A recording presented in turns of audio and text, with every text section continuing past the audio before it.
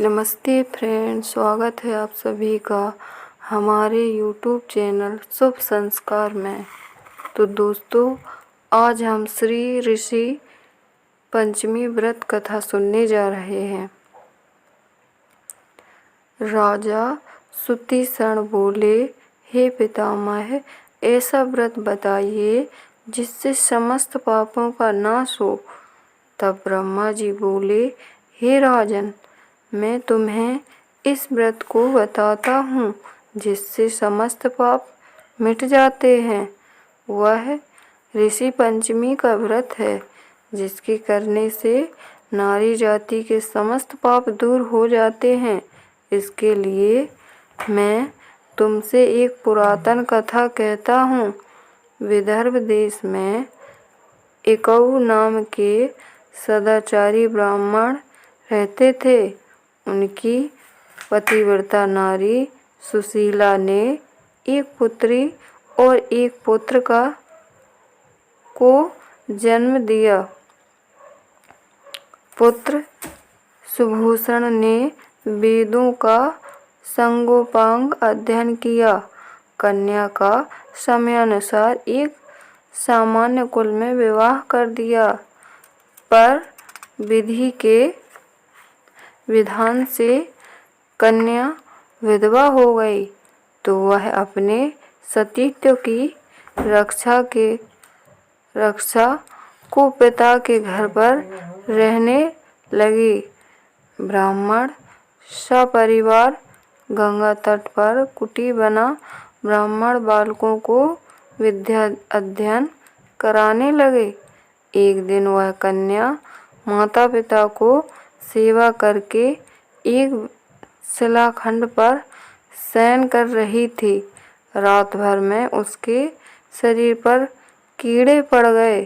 सुबह जब शिष्यों ने उस कन्या को अचानक इस दशा में देखा तो उसकी माता को आवेदन किया।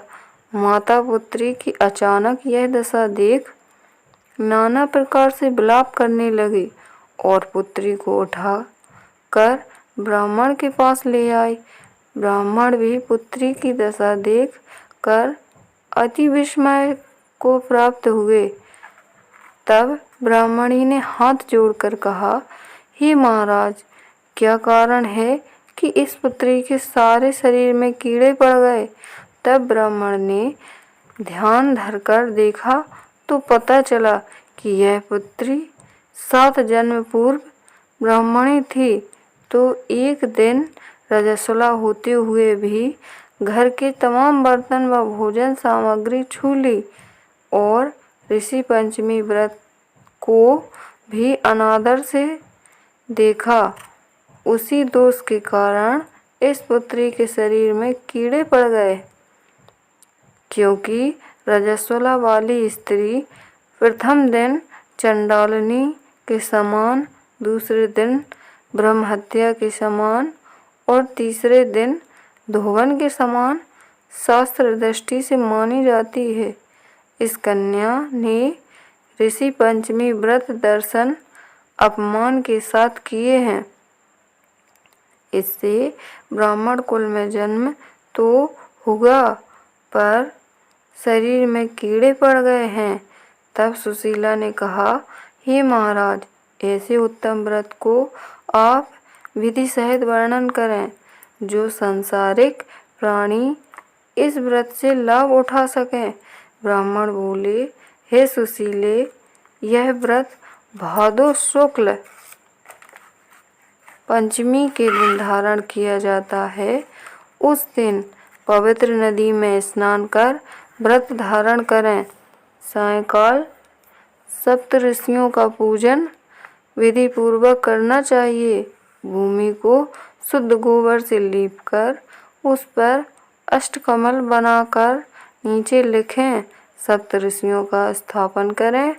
महर्षि कश्यप, अत्रि, भारद्वाज, विश्वामित्र, गौतम, जमदग्नि व वशिष्ठ महर्षियों की स्थापना कर आचमन, स्नान, चंदन, पुष्प, धूप, दीप, नैवेद्य आदि से पूजन कर व्रत सफल की कामना करनी चाहिए।